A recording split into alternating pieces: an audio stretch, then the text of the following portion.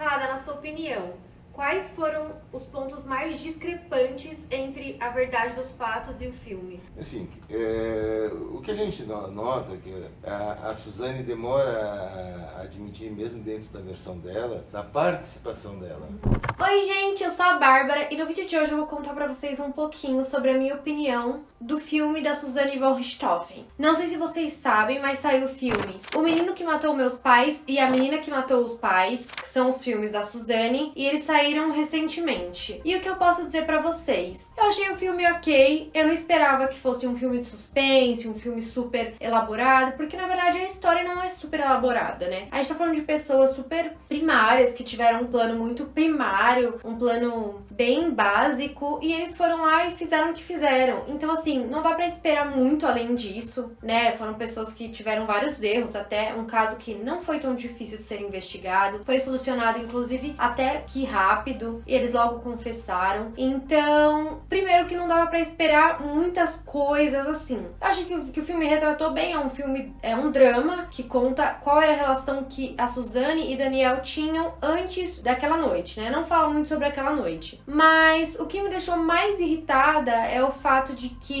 trata-se de um filme baseado no depoimento que eles deram em julgamento. O que seria isso? É um depoimento que eles deram preparados pelos advogados pra convencer o júri, né? Já lá no julgamento. Se fosse depoimento que eles deram assim que eles confessaram, acho que teria sido melhor. Se fosse algum outro momento, tudo bem, mas no julgamento eles já estão muito preparados, com uma história muito ensaiadinha pra chegar lá e contar. Então eu acho que isso foi muito ruim, porque ali não é exatamente como eles confessaram, não é exatamente como tudo aconteceu. E entre os dois filmes eu preferi muito mais A Menina que Matou os Pais, porque eu acho que tem mais verdade na versão do Daniel, eu acho que tem mais verdade ali, porém também não tem muita verdade. E por fim, antes de mostrar pra vocês a opinião do perito do caso, sim, eu fui atrás do perito pra dar opinião, pois na hora que eu terminei de assistir o filme eu fiquei desesperada querendo saber o que o Salada tinha achado disso. E eu já tenho o vídeo desse caso aqui com o Salada, eu fui até o DHPP atrás dele pra ele gravar hoje pra gente, pra falar pra vocês a opinião dele sobre o que ele achou. Antes disso eu vou só falar minha opinião final. Eu acho que se tiveram esses dois filmes, deveria ter um terceiro. Porque se você faz a versão da Suzane e a versão do Daniel, as pessoas acham que elas têm que acreditar ou em uma ou em outra. Só que no caso, nenhuma das duas ali é de verdade. São duas hipóteses, são duas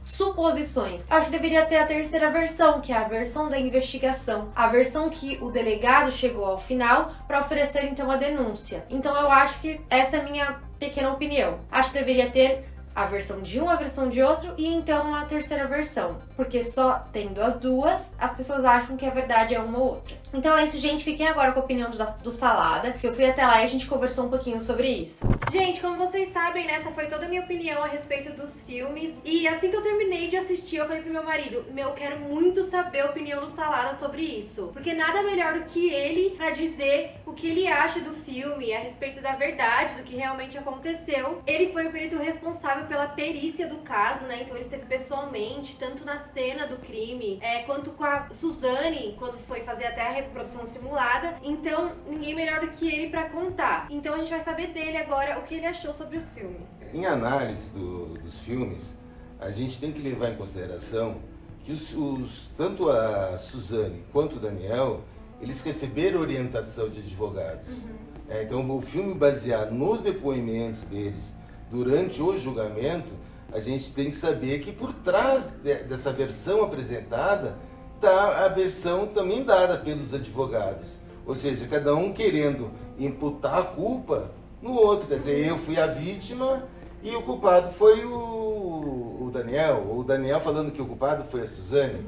Então, vamos dizer, cada um querendo imputar ao outro a maior culpa, né? De uma forma tentar diminuir a sua pena. Embora eles tiveram todos uma participação. A Suzane estava completamente envolvida, ela facilitou o acesso, ela subiu no andar de cima, ela viu que os pais estavam dormindo, ela acendeu a luz do saguão, onde tinha o acesso aos dormitórios, de forma que o Daniel e o Christian pudessem estar visualizando entendi. o casal, porque se estivesse completamente escuro, Sim. eles iam ter dificuldade de localizar a cama, onde exatamente um estava dormindo, o outro estava... Então, para eles seria difícil. Então, com uma luz, embora fraquinha, do hall, dos dormitórios, eles teriam uma facilidade para visualizar e chegar perto, vamos dizer, das suas vítimas, né? Mas isso aí tudo com a participação da Suzane, ela que foi lá olhar, ela que deu o ok. Ela acendeu a luz e falou, acho que eles conseguem ver daqui, desceu e deu exatamente, ok. Tanto é que no filme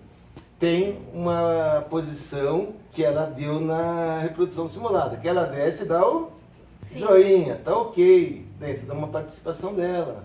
Ela que foi, vamos dizer, criou o acesso, ela concordou, ela planejou com toda certeza o crime, 500 mil falhas, de um leigo, né, mas querendo fazer um crime que não seria, vamos botar assim, o métier dela. Né? O métier dela era passear, fumar a droguinha dela, né? Não era matar. Então ela tinha uma concepção um pouco diferente, e aquela concepção que muito provavelmente ela via em algum filme de CSI, e ela disse, olha, agora eu vou planejar o crime perfeito. E ela mal sabia ela que quanto mais ela planejou, mais vestígios que ela foi deixado da participação de alguém na casa. Porque no filme, na versão dela, ela dá a entender que ela não sabia de nada. Chegou lá no dia e aconteceu, assim, do jeito que eles tinham planejado. Mas na verdade não, ela participou de tudo, ela planejou tudo junto com eles. Tanto dentro dos absurdos, a gente vê assim que ela tinha luva de procedimento para não deixar impressão digital. Ela fez eles vestirem meias de nylon para não deixar pelos. Né? Então, uma concepção absurda, porque se você não achar a impressão digital onde eu moro, né, e eu não tenho nenhuma impressão minha onde eu moro, aí ele fica estranho. E realmente aqui. Né? E ela teve essa preocupação, tanto ela com luva, o Daniel com luva e o Christian também com luvas. Sim. Então, quer dizer, os absurdos de que não planeja algo de uma forma extremamente primária e deixando vestígio, né, de toda a atuação, os vestígios que eram de alguém da casa e de que eram pessoas com total desconhecimento do crime, de uma investigação, como é que funciona. Tanto é que você chega assim no quarto, tinha uma cômoda, com uma gaveta aberta e algumas bijuterias jogadas no chão. A forma como foi jogada essas bijuterias no chão, é possível de se determinar onde estava a pessoa de pé, jogando as joias, as bijuterias, né, em joias, no chão. Então, quer dizer, é ridículo. É ridículo. A única coisa que, a um primeiro impacto, me pareceu assim, num dia assim, muito suspeito, foi aquela arma que o Christian deixou no chão perto do Manfred, que eventualmente poderia ser uma tentativa de defesa dele. Sim. Mas, quando você começa a analisar que eles foram executados, apaulados, vamos colocar assim, com um instrumento contundente, né? Não teria sentido aquela arma. E outra, dentro de aspas, uma ferramenta de trabalho para um assassino. Sim. Ele vai deixar uma arma, uma ferramenta de trabalho. É o cara o pedreiro que esqueceu as ferramentas dele para botar cimento. Não vai esquecer, ele vai levar. Então um criminoso, um assassino, um algoz, jamais deixaria uma arma numa cena de crime, ele vai embora. E outra coisa, se tratando de duas pessoas que nem tinham arma de fogo, né? Porque como eles morreram por pancadas e tal, não foi por arma de fogo, se realmente o Manfred tivesse tentado se defender, ele teria conseguido. Sim, exatamente. Então, por isso que eu digo que quando se entra na cena propriamente do crime, você vê uma arma de fogo, me induz que eles foram mortos por arma de fogo. Porque ele não teve a chance de reagir, ou ele tentou uma reação, mas não conseguiu. Sim. Aí no momento que você vê que eles foram mortos a paulada, a pancada, né? Então aquela arma está fora do contexto. Sim. Ela saiu do contexto. Se ele tivesse com essa arma, ele realmente ia conseguir se defender. Né? Então você vê ali que é uma tentativa de minar o latrocínio, que eu digo assim, que não foi um latrocínio de uma maneira que O objetivo deles era a execução do Manfred e da Marisa. Como eles pegaram pertences da casa, é um latrocínio. Sim. Só que eles tentaram dizer o seguinte, foi um latrocínio, mas por pessoas desconhecidas. Entendi. Então eles queriam enganar, né, a investigação, a perícia. Só que cada vez que eles faziam algum ato nesse intuito, né, querendo fazer isso aí, mais a gente tinha a suspeita voltada para eles. Quanto mais eles tentaram disfarçar, mais eles se entregaram. Sim, Se exatamente. tivesse tentado menos, teria dado Seria, certo. talvez fosse mais difícil o trabalho pericial, o Sim. trabalho investigativo, porque existe aquela condição. Saber é uma coisa, provar é outra. Né? Então, mas no momento que você começa a dar argumentos, situações para você provar, situações para você ir em busca da autoria, que você sabe o autor, você já está identificado o autor, você vai trabalhar em cima de provas, porque você já sabe quem é. E como eles eram muito primários, vamos colocar dessa forma, ficou fácil. Tanto é que o crime aconteceu se eu não me engano, foi numa quinta-feira. Na outra sexta-feira ele estava aqui já confessando, uma semana. Né? Então já se tinha argumentos suficientes para pedir a prisão deles, para trazer eles de volta aqui para o DHPP para um novo interrogatório e já pronto para ficarem presos. Então, para te ver como a investigação pôde correr em busca de provas para que eles pudessem ser indiciados. Né? Voltando ao filme. Voltando ao filme, uma coisa que é interessante também é porque eles confessaram, né, naquele Sim. primeiro momento, mas o filme ainda assim se baseou no depoimento deles no julgamento. Se ainda fosse nesse primeiro depoimento, eu acho que seria mais fiel, porque eu acho Sim. que é o momento, eu acho que ali, quando eles realmente confessam, eu acho que é o momento que eles falam até a maior verdade, eu acredito. Sim, com certeza, porque até ali eles não teriam a instrução Sim. dos advogados. Ali foi natural. Foi assim. natural realmente dos fatos, com toda certeza. Ali a parte mais real, vamos colocar dessa forma, foi nesse último interrogatório, onde eles confessam. Então aí você teria, vamos dizer, algo, se não for a verdade absoluta, né? O mais próximo dessa verdade absoluta seria nessa condição. Porque o filme a gente vê, foi alguma coisa, os depoimentos foram muito preparados. Sim. Né? Com toda aquela preparação, pelo contato que eu tive com a Suzane, pelo contato que eu tive com o Daniel, eu diria que a versão do Daniel seria muito mais condizente, muito mais perto de uma verdade do que a da Suzane. Sim, a versão da Suzane é fantasiosa. E a versão da Suzane, inclusive, ela quebra aquela situação que teria de suspeita no julgamento, que ela teria sido abusada pelo pai. Ah, sim. Porque ela fala que perdeu a virgindade com o Daniel. Sim, é verdade. Né? Então até aquela notícia que falava que ela foi abusada, que seria uma das razões para ela querer a morte do Manfred, né?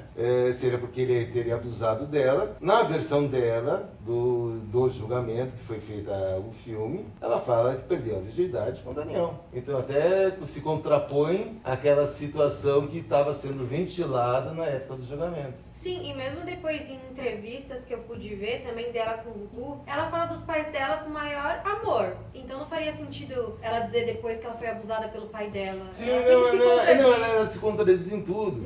O que acontece? O pai dela veio da Alemanha muito jovem para o Brasil. Foi criado dentro de uma educação tradicional alemã, que é uma educação talvez muito rígida. Ele tentou dar essa mesma educação rígida para os filhos, só que eu acredito que ele tenha dado uma educação da melhor que ele achava que podia oferecer, porém eu acredito que ele pecava na situação do emocional. Sim. E você vê que desse problema do emocional com relação a Manfred, é que o Andrés, quando ele conheceu o Daniel virou o herói dele. Sim. Tanto quando teve a reprodução simulada, o Andrés viu o Daniel e foi lá dar um abraço nele, sabendo que ele tinha confessado que matou os pais dele. Então existia um emocional na cabeça do Andrés, para ele aceitar toda aquela situação e assim mesmo, vamos botar assim, dentro da infantilidade dele, que era um um jovem adolescente, né? Ele ainda gostava do Daniel. Sim, porque era o afeto, né? O afeto que o Daniel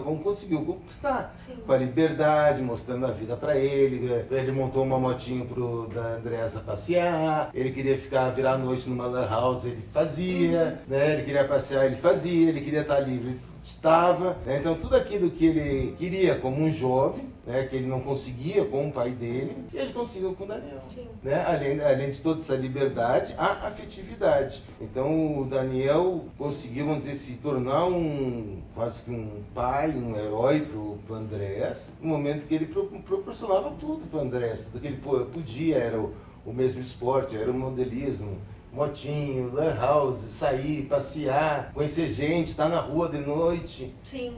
Né? Era o que um moleque tá querendo. Sim. Né? E ele tinha isso com o Daniel, coisa que se ele fosse pedir com o Manfred, jamais o Manfred permitiria que qualquer dessas façanhas, vamos colocar assim, típicas de um jovem adolescente. Salada, na sua opinião, quais foram os pontos mais discrepantes entre a verdade dos fatos e o filme? Assim, o que a gente nota é que a Suzane demora a admitir, mesmo dentro da versão dela, da participação dela. Né? Então ela deu ok, ela foi no depósito pegar sacos plásticos para que fosse guardado as joias. Ela vai lá pegar a jarra da água que eles pedem para jogar na cara do Manfred. Depois ela, durante a execução dos pais, o que acontece? Ela pega, vai para o escritório, né, como se nada soubesse, e fica lá, entre aspas, se sentindo muito agoniada de uma coisa que ela planejou. Né? E eles voltam, uma parte que eu vejo que é assim, a minha forçada no filme, todos lambuzados de sangue, excesso de sangue que não tem por que tá daquele jeito, né? Então é uma coisa tentativa de chocar, mas nada a ver.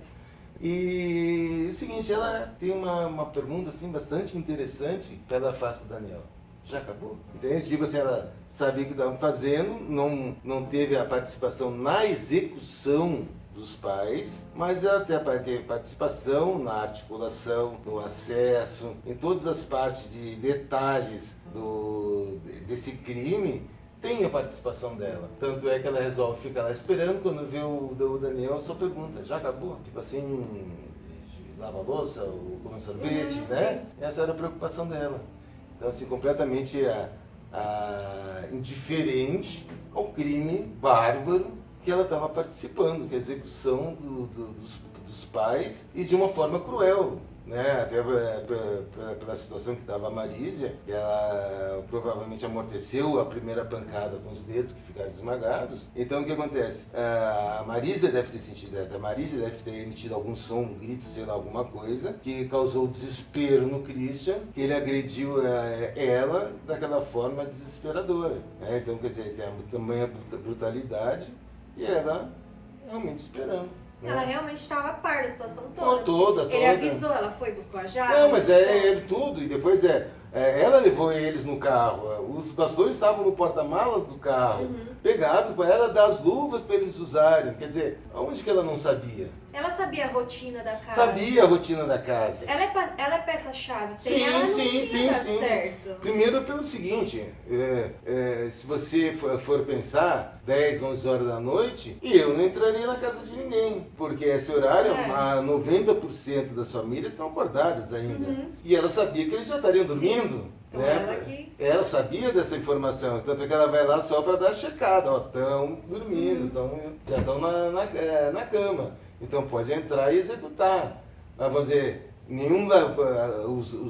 os criminosos que vão praticar o roubo ou algum tipo de crime vão na calada da noite, 2 horas, 3 horas da madrugada, onde é uma certeza maior de que os moradores estejam dormindo. Não vai 10 horas da noite, 10 e pouco? Não. Né? Que a maioria das pessoas está acordada, mas eles tinham esse hábito, né? Que ela conhecia. Sim. Então tem uma participação efetiva dela em tudo, toda a cena tem a participação dela. Então é isso, gente. Eu espero que vocês tenham gostado, né? Espero que tenha sido esclarecedor pra vocês a opinião do Salada, que me recebeu super bem, sempre me recebe. Muito obrigada, Salada, por me receber. E em breve, acredito que a gente vai fazer mais coisa junto, né? Assim espero, né? Então é isso, gente. Esse foi o vídeo de hoje. Espero que vocês tenham gostado. Foi muito legal ir até o DHPP gravar com o Salada. Ele sempre me recebe muito bem. E eu adoro gravar com ele. Espero que vocês tenham gostado. Se vocês gostaram, deixem um like. Comentem bastante pra eu trazer mais vídeos com o Salada. E é isso, gente. Até o próximo vídeo. Beijo!